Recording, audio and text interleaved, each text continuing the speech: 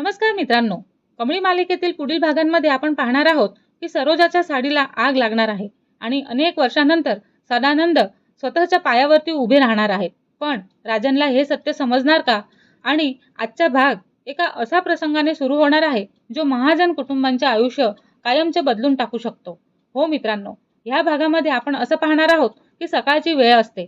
विठ्ठल रुक्मिणी मंदिरामध्ये विठ्ठल विठ्ठलचा अखंड गजर हा सुरूच असतो. कमळी आपल्या आईसोबत म्हणजेच सरोजाला आधार देत मंदिरात घेऊन येते. सरोजाच्या डोक्याला अजूनही पट्टी बांधलेली असते आणि तिची स्मृती गेलेली असते.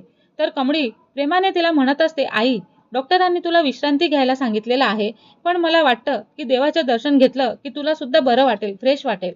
सरोजा हसतच म्हणत असते, बाळा, देवावरचा विश्वासच माणसाला जगायला बळ देतो ना.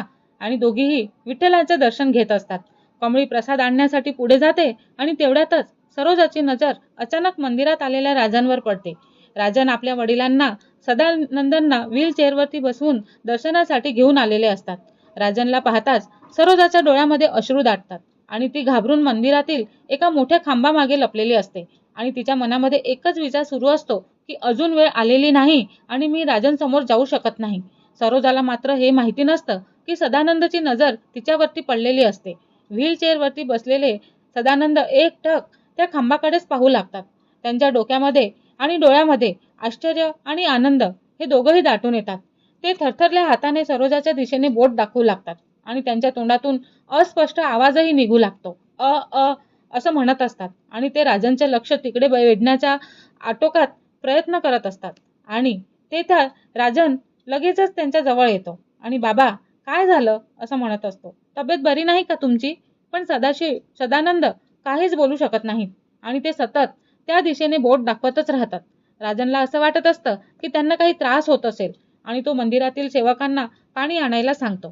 त्याच वेळी नियती एक भयंकर खेळ खेळून जाते आणि तो म्हणजे सरोजा ज्या खांबामागे उभी असते त्या खांबाच्या मागे देवासमोर लावलेला मोठा तेलाचा दिवा पेटलेला असतो आणि सरोजाचं लक्ष राजनकडे असल्यामुळे तिला काहीच जाणवत नाही. तिच्या साडीला पदर हळूहळू दिव्याच्या ज्योतीला स्पर्श करतो आणि काही क्षणातच तिच्या पदराला आग लागते. सुरुवातीला सरोजाला काही समजत नाही, पण अचानक उष्णता जाणवताच ती मागे वळते आणि साडीचा पदर हा जळताना पाहून ती घाबरून गेलेली असते. ती म्हणते, अरे देवा. ती घाईघाईने हाताने आग विझवण्याचा प्रयत्न करते, पण त्यामुळे आग आणखीनच पसरू लागते. आसपासचे लोक अजूनही दर्शनास व्यस्तच असतात आणि कोणाच्याही तिच्याकडे लक्ष जात नाही. हे दृश्य सदानंदना डोळ्यासमोर घडतच असतं आणि त्यांच्या चेहऱ्यावरती भीती स्पष्ट दिसू लागते. ते मोठमोठ्याने ओरडायचा प्रयत्न करतात, पण आवाज बाहेर पडत नाही. त्यांच्या डोळ्यासमोर सरोजाचा जीव धोक्यातच असतो.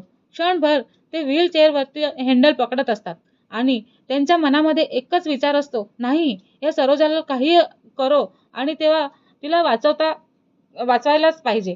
काही होऊ देता कामा नाही. तेव्हा काही पुढच्या क्षणामध्येच अनेक महिन्यांपासून व्हील चेअरवरती बसलेले सदानंद अचानक पूर्ण ताकदीने स्वतः पुढे ढकलतात आणि राजन काही समजण्याआधीच सदानंद थरथरत व्हील चेअरवरून उभे राहतात. त्यांच्या पायामध्ये जोर नसतो तरी सुद्धा ते उभं राहायचा पूर्ण प्रयत्न करतात आणि शरीरही थरथरत असतं, पण तरीही ते सरोजाच्या दिशेने 2-3 पावलं टाकण्याचा प्रयत्न करतात. हे पाहून राजन अक्षरशः हादरून जातो आणि तो म्हणतो, बाबा, बाबा, तुम्ही उभे राहिलात का?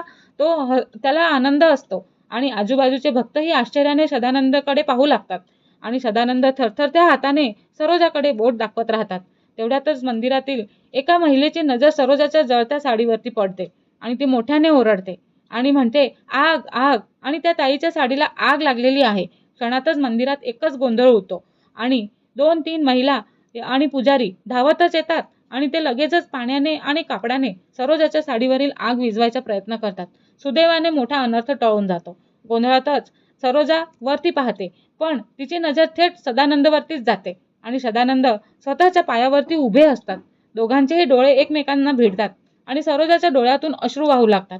ती मनामध्ये विचार करते, बाबा, तुम्ही माझ्यासाठी उभे राहिलात. पण त्याच क्षणी गर्दी पुन्हा वाढून जाते आणि काही लोक सदानंदना आधार देऊन पुन्हा व्हील चेअरवरती बसवतात. राजन त्यांच्या भोवती असतो आणि दुसरीकडे कमळी धावतच येऊन सरोजाला सुरक्षितपणे मंदिराच्या दुसऱ्या बाजूला घेऊन जाते. राजनचे संपूर्ण लक्ष आपल्या वडिलांकडे असल्यामुळे त्याला सरोजाचा चेहरा स्पष्ट दिसत नाही आणि माहितीही नाही. गाडीत बसताना राजन भाऊक होऊन म्हणतो, डॉक्टर म्हणत होते बाबा कधीच उभे राहू शकणार नाहीत, पण आज देवाच्या कृपेने चमत्कारच झाला म्हणायचा. सदानंदना डोळ्यामध्ये मात्र वेगळीच तगमग दिसून येते. ती मनामध्ये म्हणत असतात की राजन, मी उभं राहिलो तो माझ्यासाठी नाही, सरोजाला वाचवण्यासाठी. दुसरीकडे मंदिराच्या बाहेर उभी असलेली सरोजा दूर जात असलेल्या सदानंदकडे पाहते आणि अश्रूंनी भरलेल्या डोळ्यांनी हात जोडते. पण मंदिराच्या एका कोपऱ्यामध्ये दुसऱ्या बाजूला उभा असलेला एक अनोळखी माणूस हा संपूर्ण प्रसंग त्याच्या मोबाईलमध्ये रेकॉर्ड करत असतो आणि तो फोन लावून फक्त एकच वाक्य बोलतो की सर, सरोजा अजून जिवंत आहे आणि तिच्यासाठी सदानंद पुन्हा स्वतःच्या पायावरती उभे राहिलेले आहेत. फोनच्या दुसऱ्या बाजूने थंड आवाज येतो असतो आणि ते म्हणतात की मग आता उशीर करू नका. ह्यावेळी सरोजा कोणत्याही परिस्थितीत जिवंत राहता कामा नये. तर हा रहस्यमय भाग आणि धक्कादायक भाग आपल्याला पुढील भागांमध्ये अजून धक्का बसणार आहे आणि हे बघण्यासाठी आमच्या चॅनलला लाईक, शेअर आणि सबस्क्राईब करायला विसरू नका. धन्यवाद.